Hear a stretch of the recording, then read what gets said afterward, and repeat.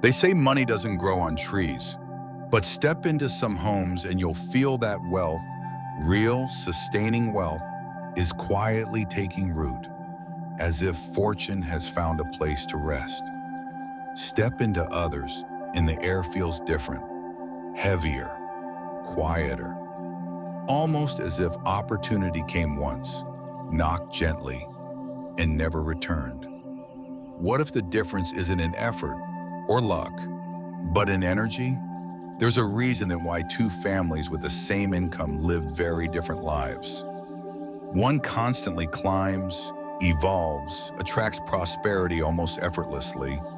The other struggles no matter how many hours they work or how carefully they plan.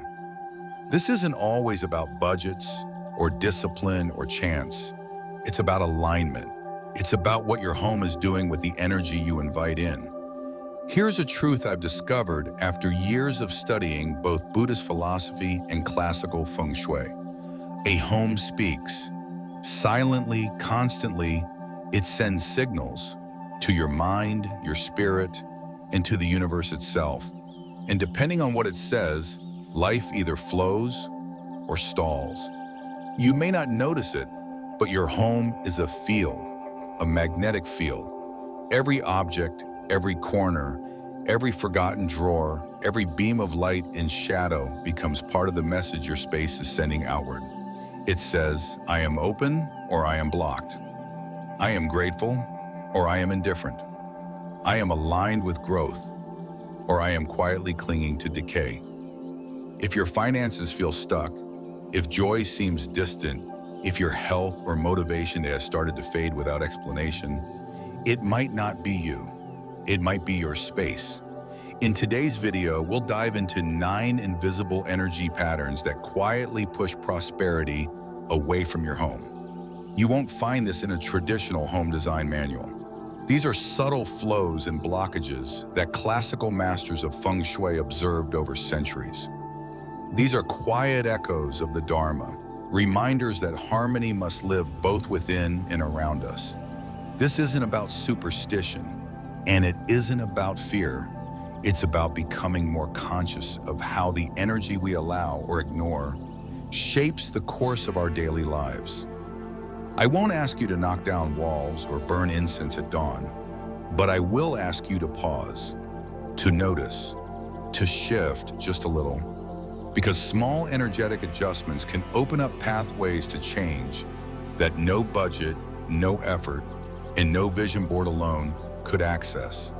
And let me be clear, prosperity in the Buddhist sense is not simply about more money. It's about support, flow, ease. When we say abundance, we mean it the way a tree means it, steady, rooted, generous, not in what it possesses, but in what it gives. A prosperous home is not just a house that looks beautiful. It's a space where your spirit breathes deeper, your thoughts move clearer, and life feels more aligned, more possible. So as we journey through these 9 patterns, I invite you to do more than listen. I invite you to feel. Which one mirrors your current space?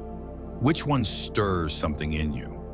Which pattern whispers, "That's me," even before the logic has caught up? But before we get deeper into these ancient insights, I have a small favor to ask. If you find yourself already resonating with this message, even just a little, please take a moment right now to give this video a like. Click share if you know someone whose home could use a gentle shift. And if you haven't already, please subscribe to New Day Mindfulness. Your support helps this channel grow. And more than that, it helps these teachings reach the hearts and homes of people who may be quietly searching for peace, for balance, for a doorway back to themselves. My hope is to reach 1,000 subscribers soon, not just as a number, but as a community, a gathering of souls who understand that real change begins in silence, in space, in intention. With your support, I can continue creating and sharing more grounded, honest, and transformative content rooted in Buddhist wisdom and mindful energy design. So from my home to yours, thank you. Now, let's begin. Because the moment you see your home differently, your life begins to shift, shall we? The 9 hidden patterns blocking wealth. 1. A home that always feels unsettled. There are some homes that, despite being well-built, well-lit, and even well-decorated, simply never feel like a place to rest. You walk in and something's off. You can't put it into words, but your body tightens, your breath shortens, and you feel an unconscious urge to leave the room, turn on the TV, or escape into your phone. And while this sensation may seem subtle or even silly, it's far more powerful than most people realize. In both traditional feng shui and Buddhist spatial awareness, this response is a clear signal of stagnant or fragmented energy flow, a message from your deeper consciousness that the space is energetically misaligned. What causes this? Often it's not something dramatic. It can be a poorly placed couch that cuts off the natural flow of energy from the entrance, a tall cabinet that looms over the seating area, a lack of visual symmetry, or a combination of visual and vibrational disharmony that creates what's called unsettled qi. From a spiritual standpoint, qi or chai is life force, and just like the breath within the human body, it needs freedom to move, to circulate, to soften and warm the corners of a home. When qi gets stuck, say when furniture backs are turned against the entrance, or when pathways are too narrow, the subconscious mind begins to feel defensive. The result is subtle avoidance. We start to spend less time in those areas, favor other rooms, or find ourselves emotionally checked out even while sitting in them. Let's consider a real-world example. A modern family, a couple with 2 children, had a bright, spacious living room that, on paper, had everything going for it. Big windows, neutral colors, and minimalist furniture. But despite its visual appeal, none of them wanted to spend time there. The kids played in their bedrooms, the parents gravitated toward the kitchen or their phones. The family dinners happened quickly and quietly, often with the TV in the background. There was a feeling of emotional disconnection that no one could explain. When they invited a feng shui practitioner to evaluate their home, the diagnosis was simple but insightful. The primary seating in the living room was turned away from the main door, which energetically represented a rejection of incoming energy. Additionally, there was a heavy bookshelf placed awkwardly near the entry, subtly blocking visibility and adding psychological weight to the space. Finally, there was no anchor, no central point of focus like a soft rug, a plant, or a warm piece of art to ground the room's atmosphere. Once the couch was repositioned to face the door, the bookshelf replaced with a rounded table and lamp, and calming incense introduced as a daily grounding ritual, the energy of the room changed. More importantly, the behavior of the family changed. The parents began sharing coffee in the mornings there. The kids brought their books and games into the space. Conversation flowed more naturally. What shifted wasn't just the layout, it was the emotional field of the home, and with it, the relationships within it. This pattern is more common than you'd expect. Homes don't just reflect our tastes or our income, they reflect our subconscious coping mechanisms. If you've ever bought something expensive to make the space better, but still didn't feel at ease afterward, chances are you were trying to buy harmony without addressing flow. Energy doesn't care how much you spend on the couch. It cares about whether that couch welcomes movement or blocks it. From a Buddhist lens, this speaks to the middle path. Too much emptiness and the space feels hollow. Too much complexity and the mind feels overwhelmed. A balanced space, like a balanced mind, holds just enough structure to invite presence and just enough openness to invite flow. So what can you do? First, start with awareness. Walk into each room of your home slowly, as if you were visiting it for the first time. Notice your breath. Notice your posture. Do you relax or tighten? Is there a corner you instinctively turn away from? Is there a piece of furniture you keep bumping into or a chair that always feels a little too far? These clues are not random, they are energetic indicators. Next, consider the lighting. Natural light is life-giving, but so is soft, indirect light in the evenings. Lighting that is either too harsh or too dim throws the nervous system into imbalance. Adjust your lighting to reflect the time of day and the emotional tone you want the space to carry. Consider scent as well. Burning sandalwood or Palo Santo, even for a few minutes a day, can shift the energy dramatically. The olfactory system connects directly to the limbic brain, which processes memory and emotion. A soothing scent can help ground chaotic or anxious energy, signaling safety and calm. Finally, consider symmetry and flow. Symmetry in design doesn't mean everything must match, but there should be a sense of intentionality. A side table shouldn't feel like an afterthought. A plant shouldn't be shoved into a corner out of necessity. Think of your room as a conversation. Each piece of furniture should feel like a participant, neither shouting nor whispering. Flow, on the other hand, is about movement. Can you walk freely through the space? Do doors open fully or are they blocked? Is there a visual path for the eyes to follow, or does the room feel visually chaotic? When you make these changes, the results can be subtle yet profound. You might find yourself sitting longer in the room. You might find your thoughts slowing down. You may even notice that you procrastinate less or feel more motivated. That's the power of energetic alignment. It supports action without force. It fosters peace without silence. It reminds the mind and body that you are safe, held, and supported by your environment, which in turn supports your financial and emotional well-being. In summary, a home that feels unsettled is often reflecting internal fragmentation or neglect. Rather than pushing through with logic or discipline, consider approaching it with curiosity and care. Begin with one room, notice what feels off, not just visually, but energetically, and make one shift, just one that invites energy to return. Because when energy feels welcome, so do clarity, connection, and yes, even prosperity. 2. The closed heart living room. There's a reason the living room has long been considered the heart of the home. It is where people gather, not just to sit, but to share. It is where laughter echoes and sometimes where silence stretches. It's a space that holds the unspoken emotional agreements of a household. Our willingness to connect, to unwind, to be seen without performance. Yet despite this, many living rooms today have lost their pulse. They've become storage rooms, passageways, or sterile showrooms designed more for appearances than for energy. And in doing so, they begin to mirror a deeper, more troubling pattern: a closed heart.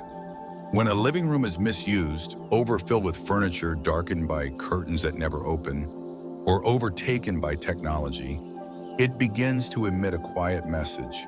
It says, this is not a place for presence. This is not a place for connection. This is not a space where emotional wealth can grow. In Feng Shui, the living room occupies a symbolic role as a social chi hub, a crossroads where the energy of individual rooms converges.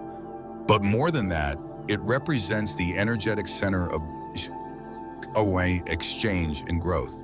When the space is cluttered or closed off, it creates a bottleneck that affects the entire home, not unlike how a blocked artery affects the entire circulatory system. The result may not be instant, but over time you notice it.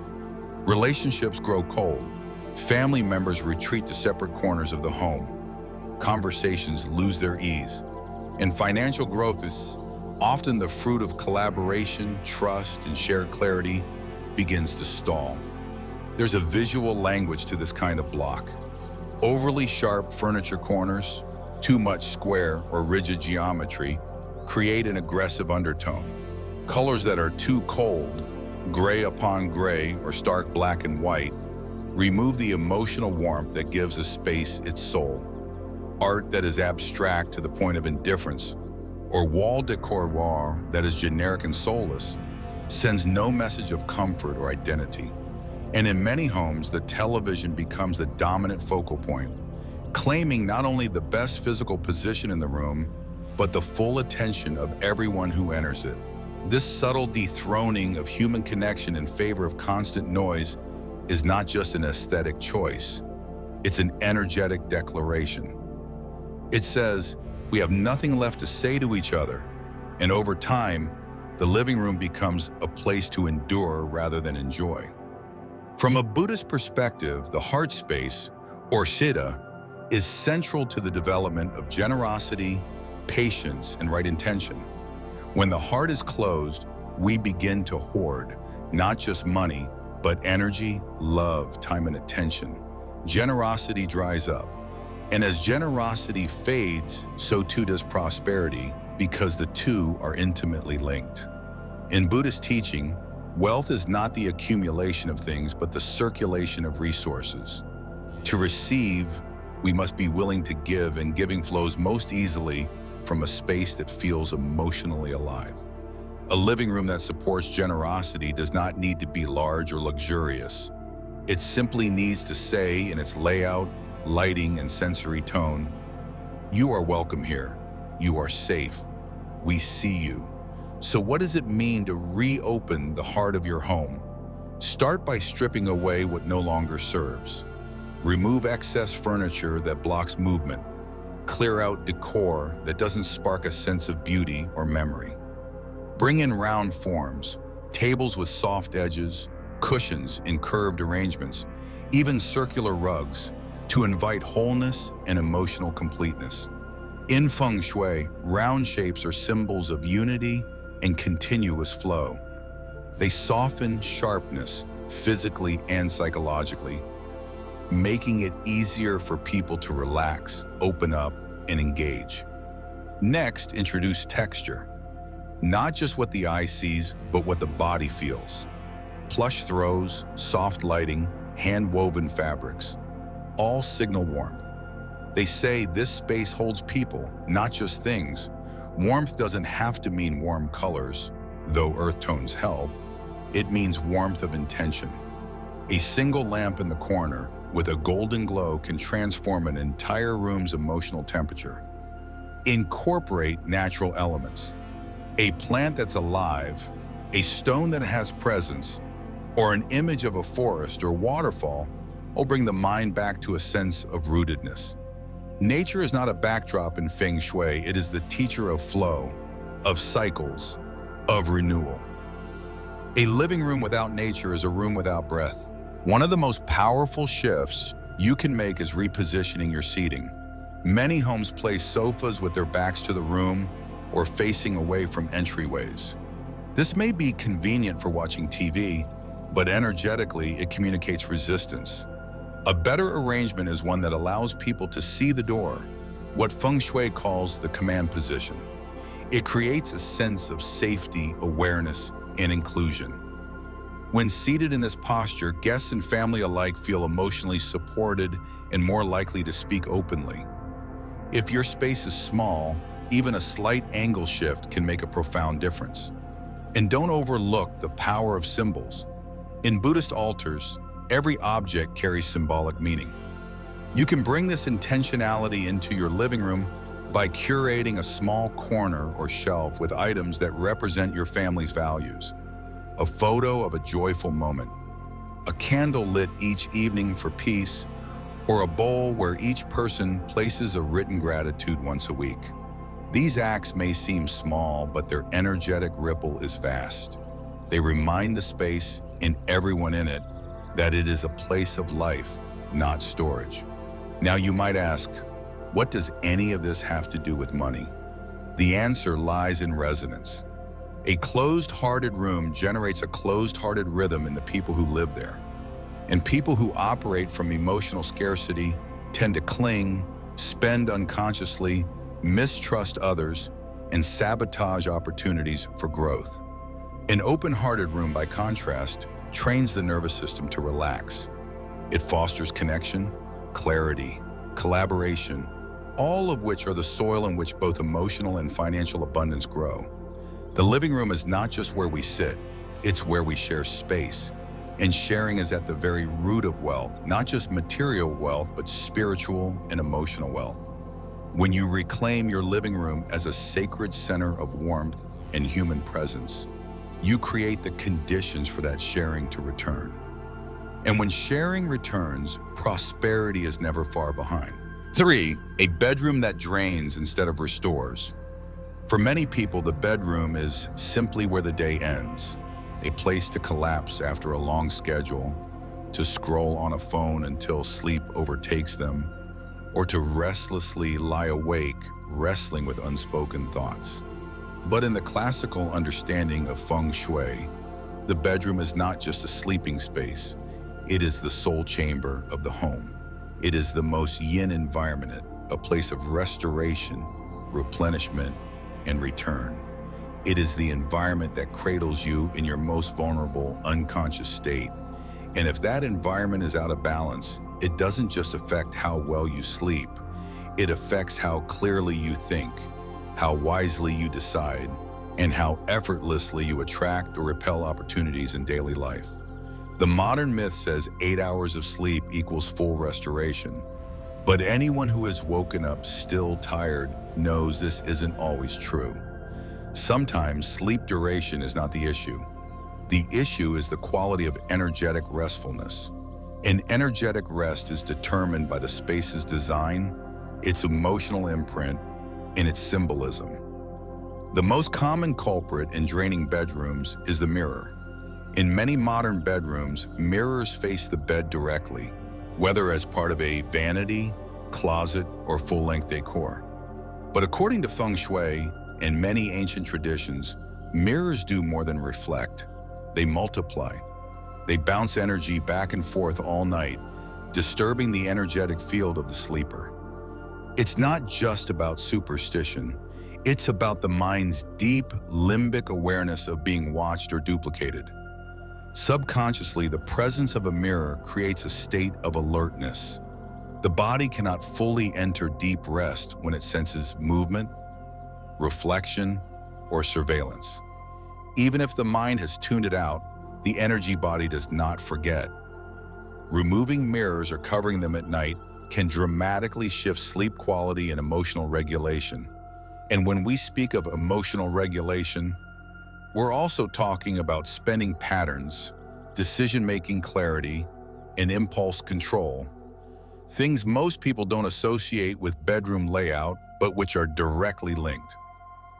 Another subtle energy leak in bedrooms comes from the positioning of the bed itself.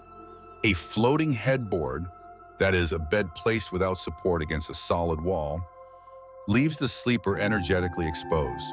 There is no backing, no anchoring, and symbolically, no support from the universe.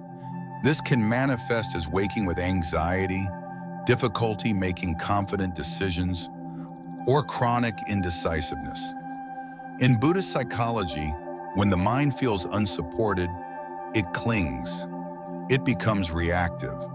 And that reactivity often shows up in behaviors that damage one's wealth and well-being. Impulse buying, emotional spending, or self-sabotage dressed as indulgence. The remedy is simple yet powerful. Anchor the bed against a strong wall, ideally one without plumbing, electronics, or windows. This stabilizes the root chakra, grounds the sleep energy, and allows the body to fully trust the resting environment. Lighting, too, plays a crucial role. Harsh overhead lighting, particularly cold white light, can activate the nervous system and create low-level stress even in rest. Instead, introduce layered lighting, a warm bedside lamp, a candle for evening ritual, or soft string lights that mimic the warmth of dusk. This tells the body that it's safe to slow down, safe to dream, safe to dissolve the tensions of the day. Warm light signals the pineal gland to release melatonin, but it also carries an emotional message. Your rest matters.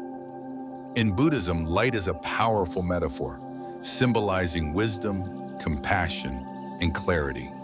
To sleep in the wrong light is to confuse the mind's internal compass. To sleep in the right light is to nourish that inner lamp of awareness. Beyond design, there is also the deeper issue of emotional residue. Bedrooms often hold the energy of arguments, worry, illness, or grief. It's where we cry into pillows, rehearse difficult conversations in our minds, or lay awake under the weight of shame, guilt, or regret. That energy does not disappear when we get up in the morning. It sinks into the walls, the fabric, the unseen air of the room. Over time, even if the sheets are clean and the paint is fresh, the room can carry a heaviness that drains rather than restores.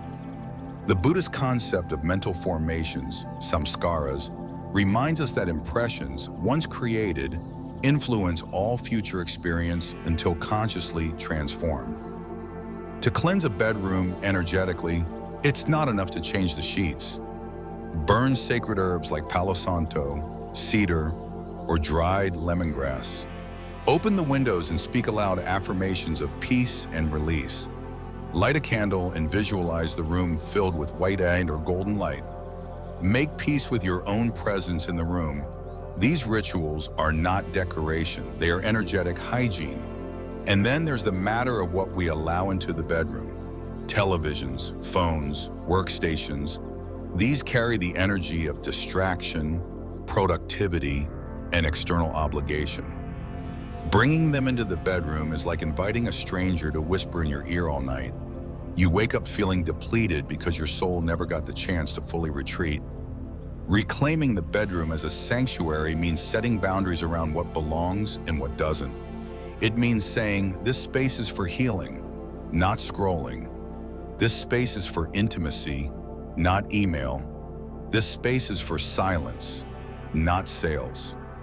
Even small symbolic changes can have immense impact. Place a pair of matching nightstands to invite partnership and balance.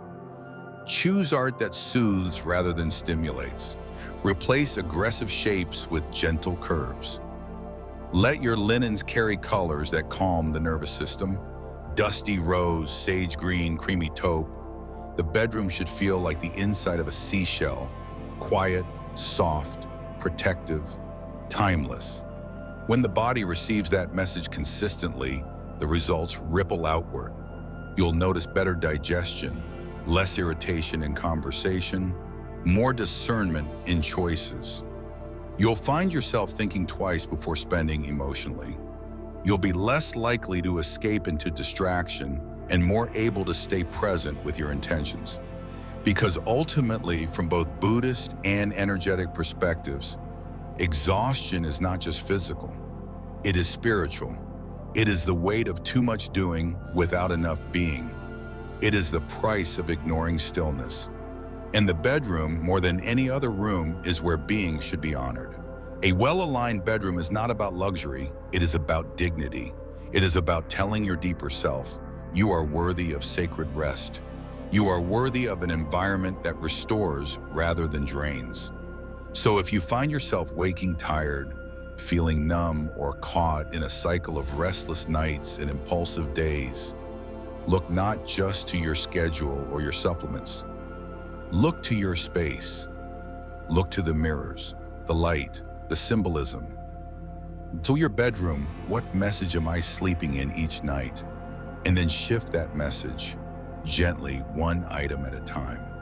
Because when the space that holds your sleep becomes sacred, your waking life becomes powerful. Or forgotten kitchens, damp bathrooms. Among all the rooms in a home, none are as spiritually underestimated yet energetically essential as the kitchen and the bathroom. They may not hold the glamour of a living room centerpiece or the quiet sanctity of a bedroom, but they are, in Feng Shui and Buddhist interpretation alike, the metaphysical organs of the home. One nourishes, the other purifies. The kitchen is your home's stomach. It feeds not only the body, but the energy system that supports wealth, generosity, and vitality. The bathroom is the release valve. It eliminates toxicity, resets intention, and reflects how well a household lets go of what no longer serves. To neglect either one is to interrupt the energetic metabolism of the entire house.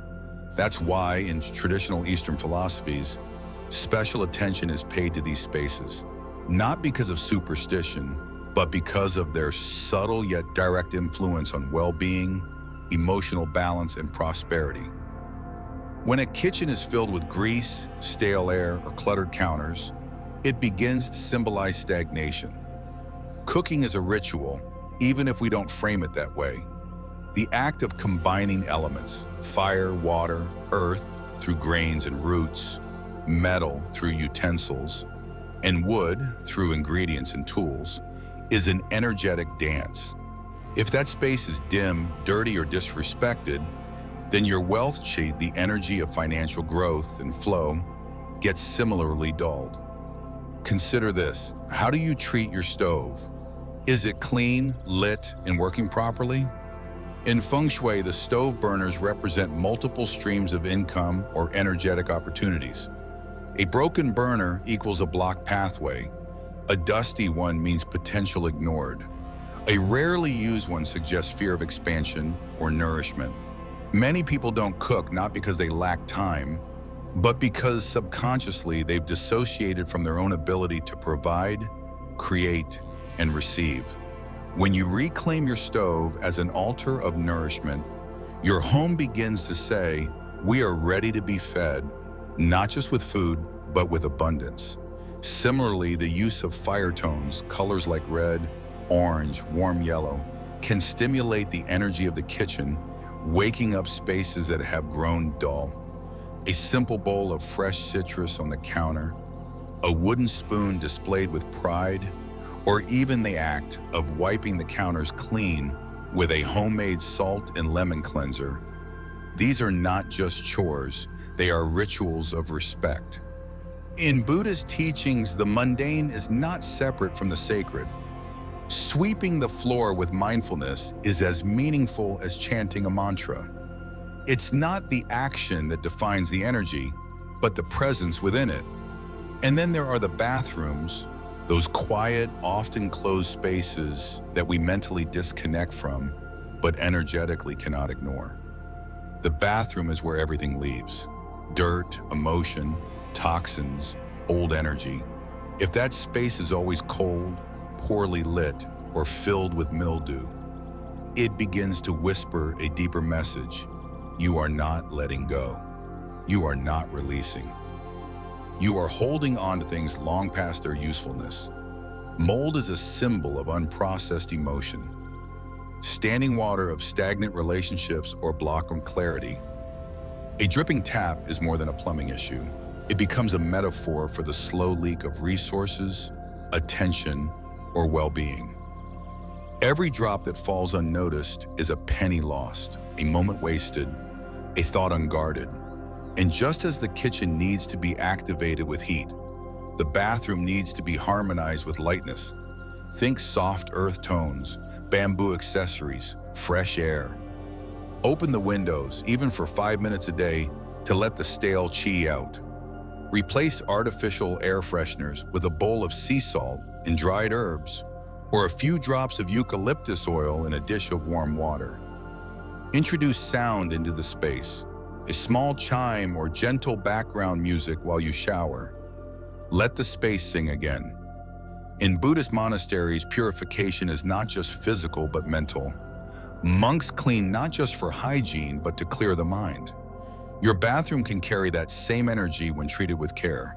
It becomes not a place to hide from, but a space to realign with. It's worth asking yourself this simple question. Would you keep pouring tea into a cracked cup? Of course not. You'd fix the cup or replace it entirely. But how often do we pour our intentions, our hopes, our money into a home whose energy system, represented by the kitchen and bathroom, is cracked, neglected, or ignored? We attempt affirmations in one room while letting mold grow in another. We visualize abundance while surrounded by piles of forgotten plastic bottles, expired toiletries, or broken drawers. The energetic dissonance between what we say we want and what we allow in our space creates internal friction. That friction becomes fatigue, confusion, doubt, and doubt kills flow. So how do we fix it? We begin small. We honor the kitchen with light, warmth, and simplicity. We cook something real, even if it's just a boiled egg or a pot of rice. We bless the act of nourishment with a presence. We clean the stove with attention, not resentment.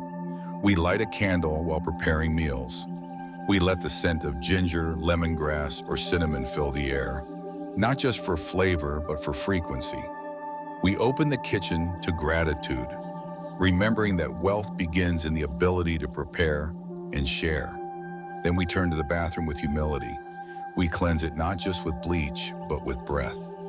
We remove what's broken, moldy, or meaningless. We bring in elements of nature, a small stone, a piece of driftwood, or a simple plant. We use warm lighting to soften the sharp edges of the mirror. We thank the water as it flows, not because it's magic, but because gratitude shifts the frequency of all things, even drainage. Together, the kitchen and bathroom form the inhalation and exhalation of your home's energy. One feeds, one releases, one invites, one clears. And when they are both in balance, alive, clean, warm, intentional, they support the rest of the house like lungs support the voice. In Buddhism, we are reminded not to overlook the simple in pursuit of the spiritual, because sometimes the cracked cup is what's been leaking your prayers. And healing doesn't begin with shouting to the sky. It begins with fixing the vessel that holds your everyday breath. 5. A dark, blocked front door. If the heart of the home is found in its living room and its soul in the bedroom, then the front door is unquestionably its breath. The point where life enters, opportunities arrive, and external blessings find their first welcome. In traditional feng shui, the front entrance is more than a structural feature. It is called the mouth of qi, a symbolic gateway through which energy, wealth, and fortune are invited into your life. And yet, in countless homes across the world, this sacred threshold is treated as little more than a functional boundary. Doors are blocked by shoes, delivery boxes, dying plants, poor lighting, and piles of clutter. Instead of inviting the world in with intention and grace, they mutter a subconscious message: go away, not now, we're not ready. But energy listens. And when the door to your home whispers hesitation, delay, or neglect, life follows suit. The invitations you hoped would arrive don't. The payments that should have been made get postponed. The knock you waited for never comes. From a spiritual and energetic perspective, this is not punishment, it is reflection. A blocked door doesn't just hinder the physical movement of people or packages. It blocks the symbolic flow of opportunity. It obstructs clarity. It chokes the energetic breath of the entire home. Take a moment to visualize your own front door, not from the inside, but from the street, the path, the eyes of the world. What do guests see before they step inside? What does the energy encounter? Is the path clear or confusing? Is it bright or shadowed? Is it cared for or neglected? Just as the condition of your teeth reflects your physical health, the condition of your front entrance reveals your relationship with the outside world. A dark, blocked, or unwelcoming entryway signals energetic constipation. You want more from life, but you haven't prepared the vessel to receive. The good news is that this is one of the easiest energy leaks to fix, and the results can be almost immediate. In one remarkable case, a woman who had been waiting months for a delayed legal payment decided to refresh her front entrance, not out of desperation, but as an act of surrender and self-respect. She cleaned her front step, replaced a dusty old mat with a soft one that read, "Welcome home," trimmed the overgrown hedge, and added a small lantern with a warm amber bulb beside the door. She also placed a small potted bamboo plant to the left of the entrance, symbolizing steady, upright growth. Within 1 week, she received a phone call she hadn't expected. The funds were being released. Coincidence? Perhaps. But in the world of feng shui and subtle energy, we don't ask whether it was magic. We ask, What alignment did this action help create? What permission did it give the universe to respond? To open your front door energetically is to say, I am ready, I receive, I trust. That readiness begins with a clean and intentional pathway. Remove anything that clutters or blocks the approach. Be ruthless about shoes, trash bins, broken pots, or decorations from last season. Replace the tired with the timeless. A plant that is alive and tended. A mat that feels soft underfoot and is regularly shaken out. A doorbell that works. A lock that doesn't stick. These are small acts, but they send a signal, not just to guests, but to life itself, that you are attentive, present, and capable of receiving. Lighting plays a powerful role. In feng shui, darkened entries are seen as energetic blind spots, places where potential blessings pass you by simply because they can't find you. Soft lighting at the threshold doesn't need to be fancy. A warm bulb, a flickering solar lantern, or even a string of gentle fairy lights can soften the energetic field and guide both people and energy toward your home. This is why doorways and temples are never shadowed. They are lit to honor what enters and to protect what stays. If you want to add an auditory layer to this transformation, consider the placement of a small wind chime or bell near the entry. In many Asian cultures, sound is used to break stagnation and call positive spirits toward the home. The soft tinkle of a wind chime in a breeze isn't just beautiful, it is a reminder to energy itself that movement is welcome here. And that movement brings with it the unexpected. The phone call you weren't anticipating, the neighbor who offers a job lead, the child who suddenly becomes more cooperative, the client who circles back. But physical change is only half the work. The doorway must also be charged with intention.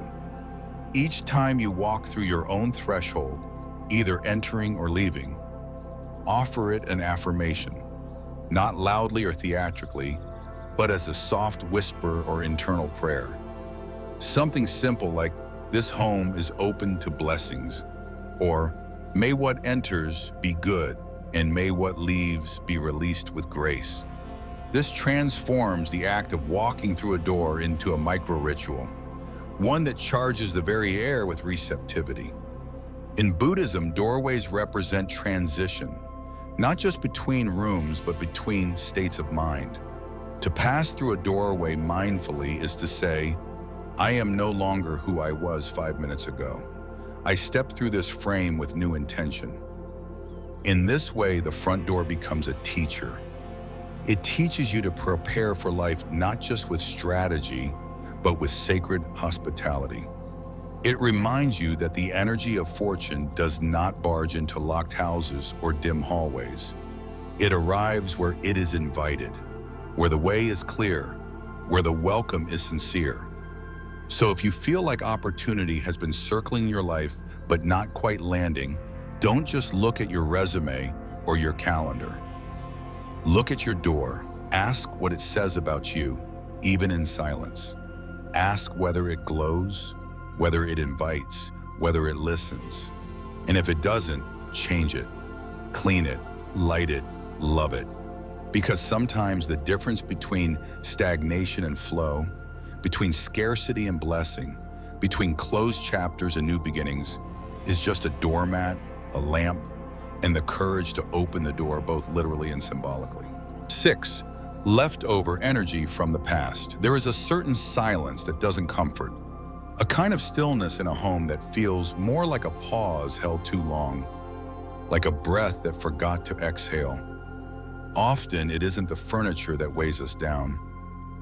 It's the invisible, the unresolved, the remembered. In homes where pain once echoed, where divorce papers were signed, where a loved one passed, where a betrayal was uncovered, or a dream quietly crumbled, the walls remember. The floorboards hold grief like muscle memory, and even when life moves on, that energy doesn't always follow. It stays tucked in corners, behind closet doors, woven into the fabric of curtains and carpets. From a Buddhist perspective, karma isn't just an individual's chain of cause and effect. It's environmental. Spaces absorb emotion. Rooms carry resonance.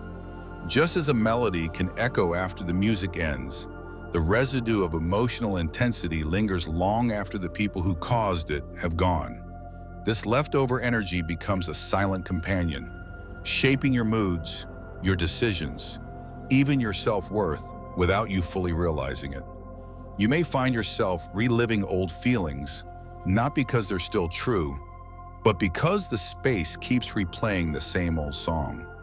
Feng Shui masters have long known what many people forget. Space must be cleansed, not just of dust, but of memory. A home's qi doesn't reset itself just because the calendar did. It must be cleared, refreshed, rewoven. And the tools for this are ancient, elegant, and remarkably accessible. Begin with sound, bells, chimes, singing bowls, or even your own voice. These are vibrational instruments that dislodge stagnant energy the way a stream loosens silt. Walk through the home slowly, ringing a bell in every corner. Let the vibration touch the places where sunlight rarely reaches. Imagine the sound as a broom made of frequency, brushing away emotional cobwebs. In Buddhist temples, bells are rung not just to mark time, but to awaken clarity. That same awakening can occur within the soul of your home. Next, turn to scent, not perfume or synthetic sprays, but true plant spirit, sandalwood, lemongrass, frankincense, dried sage. These aren't air fresheners, they're energy medicine. Light a stick or bundle and let the smoke swirl along baseboards, around window frames, into closets, under beds. Let the scent remind the space, we are starting again. Scent bypasses the thinking brain and enters the limbic system, evoking memory but also offering release. The smell of lemongrass, sharp and clean, slices through psychic heaviness. Sandalwood soothes grief like a balm applied to an old scar. When you choose scent with presence, you give your home new breath. And then there is movement. Energy responds to motion. Rearranging furniture, changing art, even moving a rug shifts the grid.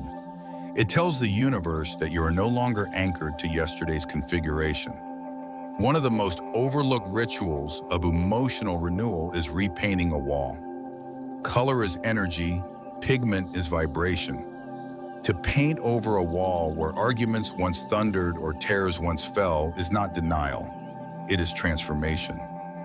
You are not erasing the past, you are releasing its grip. Think of it like changing clothes after a long journey. You don't discard the memories, but you don't wear the dust into your new life either. Decluttering plays its part too, and not in a minimalist, performative sense. Real decluttering is not just aesthetic, it's emotional exorcism. Every object in your space has an energetic signature. Some items uplift, others anchor you to a version of yourself you no longer wish to be.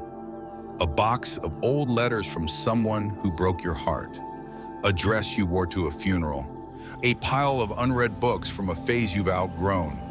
These things hum with old frequencies. They weigh down the present with echoes of the past. Letting them go is not betrayal. It is permission to become, to rise, to move forward unburdened. There's also power in symbolic gesture. Create a simple ceremony to mark your home's new chapter.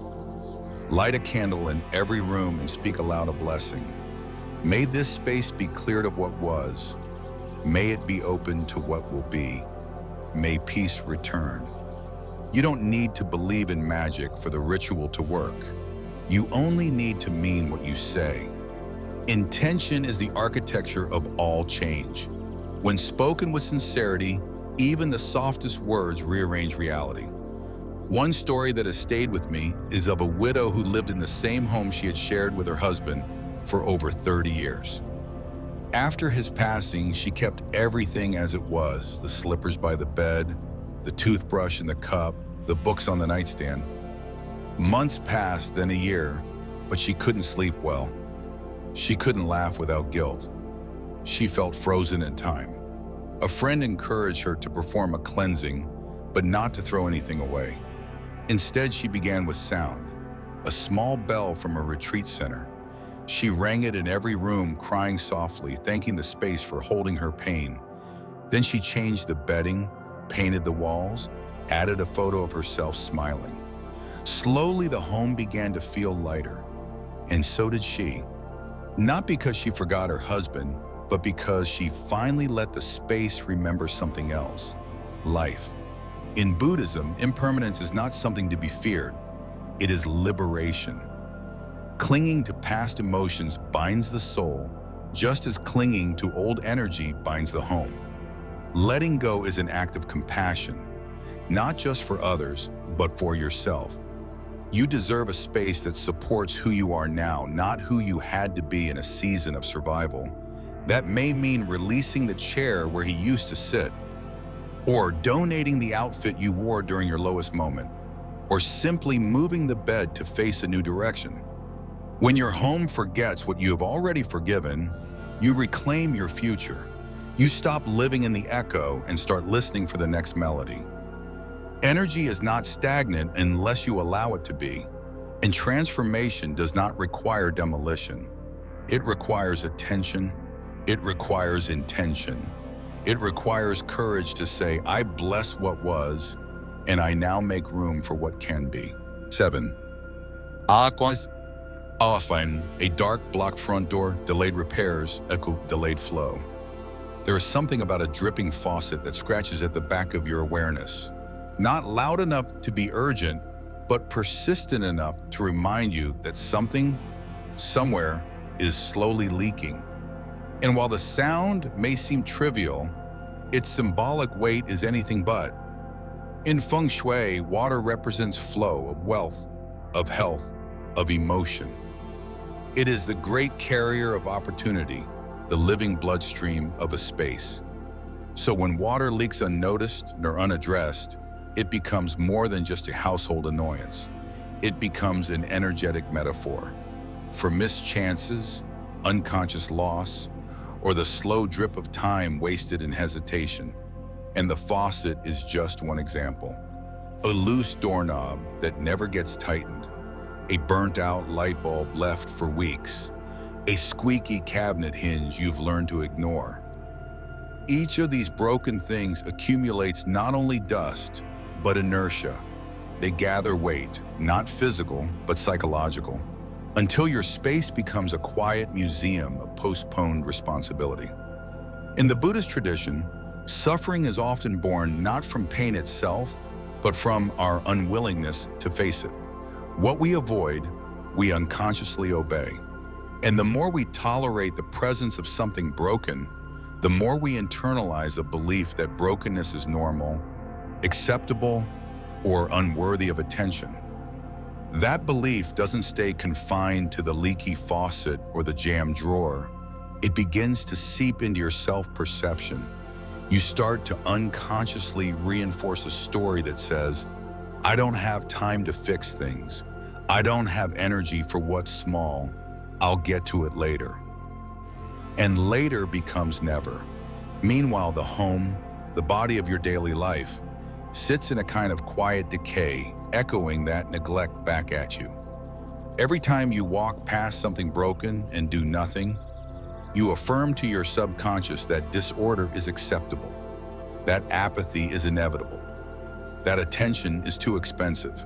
But the truth is, attention is sacred currency.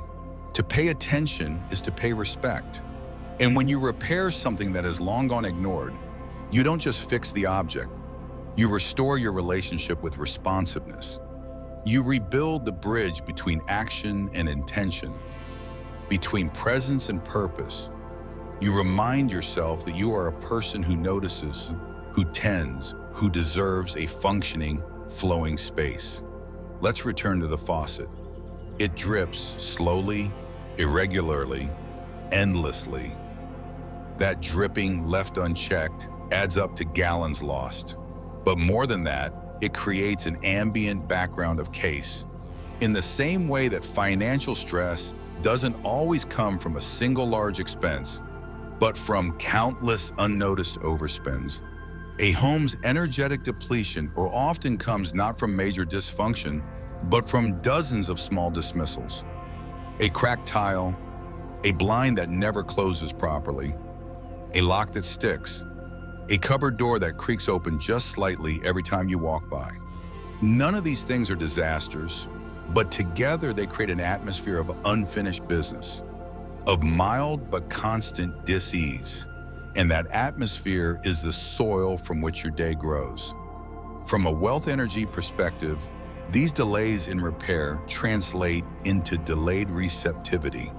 The universe mirrors your internal systems. If you keep saying you're ready for abundance, but live in a space that tolerates dysfunction, there's a misalignment between intention and environment. Prosperity responds not to what you say, but to what you sustain. When your environment is attentive, your life becomes attentive. When your environment is responsive, so are you. It's no coincidence that people who maintain their space with care often seem to attract more ease and flow in their lives. The outer is a training ground for the inner. There's a mantra I return to when I catch myself procrastinating on these so-called small things. I honor this home by repairing what I once ignored. It's not just a reminder, it's a reframe. The act of repair is not just maintenance. It's devotion. It's gratitude in motion. You don't fix the leaky tap because it's urgent. You fix it because your life deserves a space that functions, that supports, that reflects your readiness to evolve. Every time you tighten a screw, replace a bulb, mend a tear, you're whispering to your life, I'm ready, I'm awake, I'm no longer willing to live inside avoidance. There's a story of a successful architect who, despite his outward success, found his personal finances mysteriously stagnating. No new contracts, delayed payments, unmotivated staff. When he finally invited a feng shui consultant into his home, she asked a simple question. How do you treat your broken things? He was puzzled. You're a designer, she said, but your studio light hasn't worked in 6 months. Your front gate squeaks. Your bathroom faucet leaks. You live surrounded by unresolved issues. She wasn't being unkind. She was pointing to an energetic reality. How you maintain the things that carry you is how the universe maintains its relationship with you. After addressing these repairs, not with resentment, but reverence, his energy shifted. Within weeks, long-delayed projects resumed. People returned his calls. New invitations appeared. The external didn't change by chance. It changed because he aligned the unseen with the seen. And that's the deeper teaching here. Repair is not just a physical act. It is karmic correction. In Buddhist philosophy, karma isn't just about moral consequence. It's about relationship. What we relate to with care relates back to us with support. What we ignore resists us. The faucet leaks not to punish you, but to show you a pattern. The drawer sticks not because the world is chaotic, but because it's offering you a mirror. Do you fix what is broken? Or do you wait until the cost is higher? Until something fails completely? Reconnection begins at the level of the mundane. It begins with the screw that's loose, the bulb that's out, the nail that pokes through. Each one of those is a thread back to yourself. The sooner you repair the small disconnections, the fewer large ones you will have to endure. And in doing so, you train yourself to move from avoidance to engagement, from inertia to flow, from delay to alignment, and eventually from discontent to abundance. 8. Atmosphere of coldness or conflict. A home can have perfect symmetry, curated design, even the most auspicious feng shui layout, and still feel heavy. That weight is not always architectural. Sometimes it is emotional residue that settles between walls, heavier than clutter, more invisible than dust. Conflict, resentment, Withheld words and prolonged silence have mass. You feel it when you walk into certain homes. The lighting is lovely, the furniture stylish, yet the space feels tight, as though the air forgot how to move. In these spaces, joy does not rise.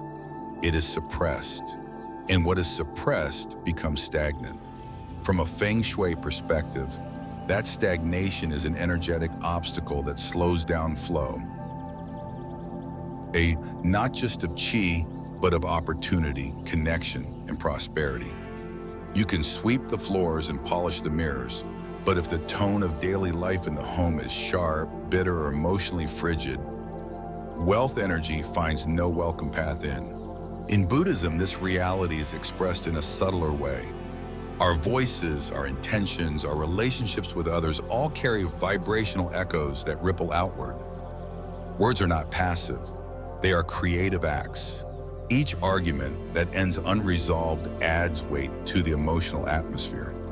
Each sarcastic jab that replaces affection chips away at the trust the home is built on. Even silence, when it is the kind that hides truth rather than nurtures peace, acts like a dam in the river of intimacy. Over time, these emotional climates become the unspoken language of the space. Children grow up learning to tiptoe. Partners forget how to listen. Guests feel unease without knowing why. The home stops being a sanctuary and becomes a place of mild defense. And what does this have to do with prosperity? Everything. Joy is not ornamental to wealth energy. It is foundational. Joy doesn't mean artificial cheer or toxic positivity. It means warmth, connection, lightness of heart. It means the emotional atmosphere is breathable. It means that the space itself becomes an energetic match for abundance. Think of it this way. People often associate abundance with luxury, soft textures, generous lighting, comfortable spaces. But those are only external reflections of an inner emotional state. True abundance feels like being seen, supported, and safe. When a home radiates coldness or unresolved conflict, it communicates scarcity, not just of peace, but of generosity, harmony, and receptivity. And the universe mirrors that frequency. Transforming this kind of atmosphere doesn't require therapy or architecture. It requires intention, ritual, and the courage to shift the emotional tone. One of the most powerful practices I've seen integrated into feng shui alignment is what I call the weekly flame ritual, a candlelit circle of gratitude that reconditions the home's atmosphere through shared presence. It's simple, but deeply effective. Choose one evening a week, perhaps Sunday night. Light a single candle at the center of the dining table or living room. Invite every member of the household to gather, even if only for 5 minutes. Each person in turn shares one thing that went well during the week, one thing they're grateful for, one way they were supported by the space or by each other. No crosstalk, no correction, just witnessing. What this does is anchor emotional light into the space. And that light has frequency. It becomes the new emotional baseline of the home. Even if you live alone, this ritual still carries immense power. You can light the candle and speak aloud to the space itself. Thank you for holding me this week. Thank you for shelter, for food, for quiet. The practice of giving voice to gratitude recalibrates the energy field, not through decoration, but through devotion. Homes, like gardens, bloom where warmth is sustained. In Buddhist temples, incense is lit not to cover scent, but to invite the divine. Joy in this analogy is the incense of human life. It is the aromatic signal that prosperity is welcome. That laughter can rise, that celebration is possible, even in modest surroundings. And perhaps the most radical teaching here is this: peace is a practice. Just as we clean our homes physically, we must clean them emotionally. That means clearing the air after arguments, not letting resentment calcify into routine. It means offering apology when needed, not just to people, but to the space. I've known families who, after a particularly tense period, walk through their home together and say to each room, "We're sorry for the sharpness. We're ready for warmth again." This may seem silly to some, but from an energetic perspective, it is deeply healing. It is a ritual of emotional accountability that turns walls into witnesses and spaces into allies. So if your home has begun to feel like a place where people coexist but don't truly connect, ask yourself, what voices live here? What tones echo after the conversations are over? Is the air warmed by affection or chilled by sarcasm? Do we speak to each other with curiosity or with conclusion? Energy enters not just through architecture, but through interaction. You can feng shui the layout, paint the walls in wealth-enhancing colors, but if your tone is cold, your prosperity will remain cautious. A home that sings with shared joy becomes magnetized.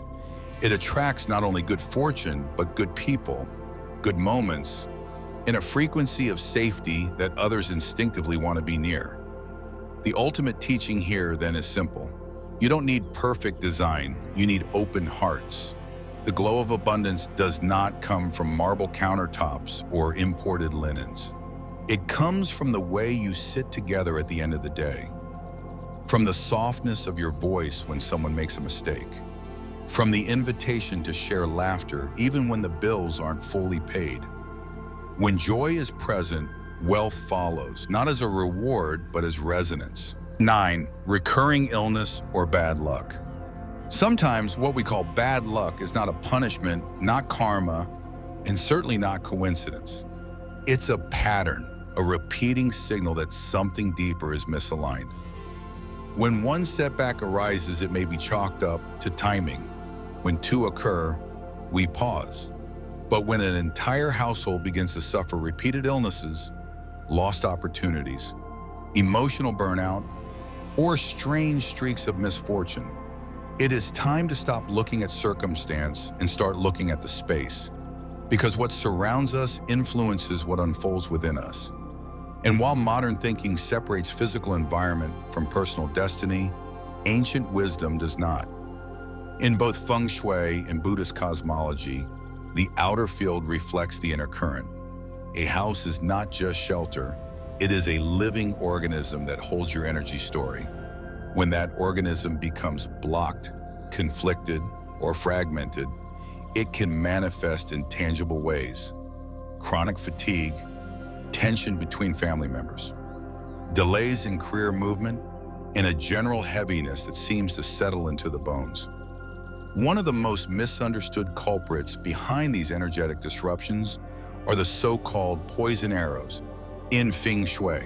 Sharp edges, architectural corners, exposed beams, or furniture alignments that create tension in the energy grid. These aren't mythical dangers, they are spatial stressors. A sharp corner pointed at your bed from a nearby cabinet is like a silent finger of pressure on your nervous system. You don't consciously see it while you sleep, but your body knows. Your chi knows. You may wake up groggy, anxious, or vaguely irritated without understanding why. These angles break flow.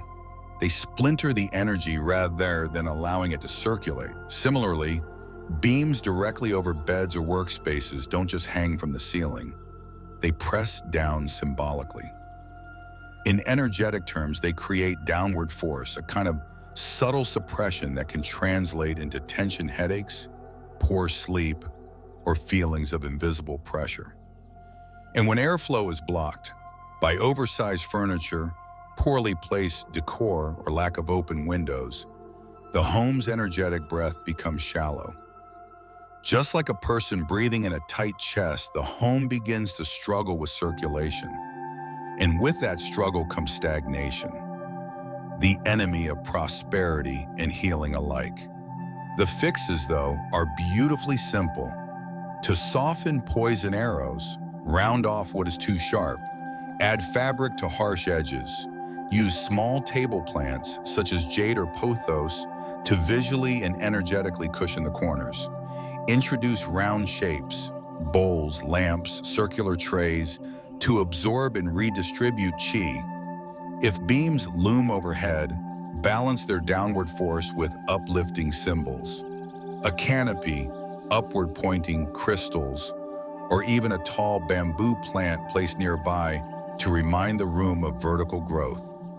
And in rooms where air feels still or stale, start by clearing the physical clutter that blocks it. Open the windows whenever possible. Let the room exhale. Introduce wind chimes, essential oil diffusers, or simply a fan to encourage the energy to move again. Live plants play a particularly sacred role here, not as decorative accents, but as living collaborators. The ZZ plant, the money tree, lucky bamboo, these are more than visual pleasures. They are energetic allies. They metabolize stress in the room. They restore balance to areas where too much fire, metal, or stagnation may have accumulated. And most importantly, they grow. Their very presence affirms that change is possible, that life is still unfolding. In one documented case, a family facing months of sleep disruption, financial pressure, and poor communication sought advice not from a therapist, but from a feng shui consultant. The assessment was clear. Their mirrors were misaligned, bouncing energy away from key sleeping spaces. The living room was angular, the bedroom beams were heavy, and the air felt dense. The solution began with gentle shifts, moving a mirror to reflect a window rather than a corner, placing a bamboo plant near the front entrance, adding soft fabric textures to harsh furniture. And then something shifted. Within 2 weeks, the nightly tension began to dissolve. Children slept more deeply. The parents found themselves laughing again. And almost serendipitously, both received unexpected job offers. The home didn't just look better, it felt different, because it was. From a Buddhist lens, this transformation is not random. It is the result of karma, not in the punitive sense, but in the relational sense.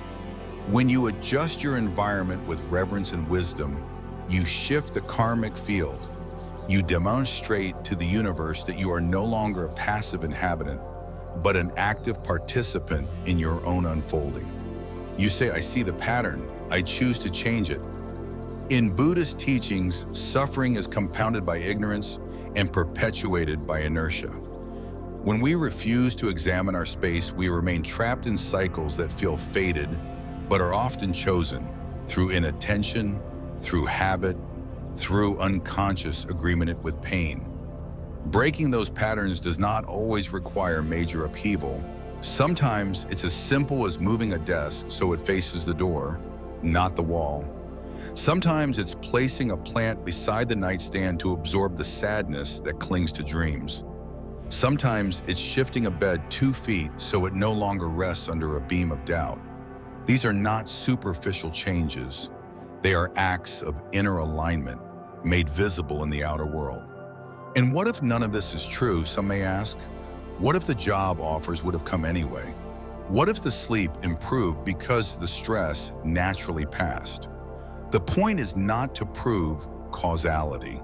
The point is to reclaim agency, to stop waiting for life to improve from the outside and instead co-create that improvement from within. A home is not just shelter, it is a tool, a teacher, a mirror. And when we treat it with intention, it becomes a partner in our transformation. So if you have felt trapped in cycles of fatigue, bad news, missed chances, or unexplained tension, take a slow, honest walk through your space. Ask not what looks good, but what feels off. Where is the pressure? Where is the sharpness? Where has life stopped moving? And then, gently, respectfully, begin to rearrange, soften, and breathe new life into those places. Because when energy begins to move again, so does fortune. And the home, once a source of unexplained struggle, becomes once again what it was always meant to be, a sanctuary that speaks on your behalf to the universe, saying that we are ready, Final, and now we arrive at the final breath of this journey, a moment not of ending, but of quiet recognition. You've listened, you've seen. Perhaps you've nodded at truths you'd long suspected, but never quite named.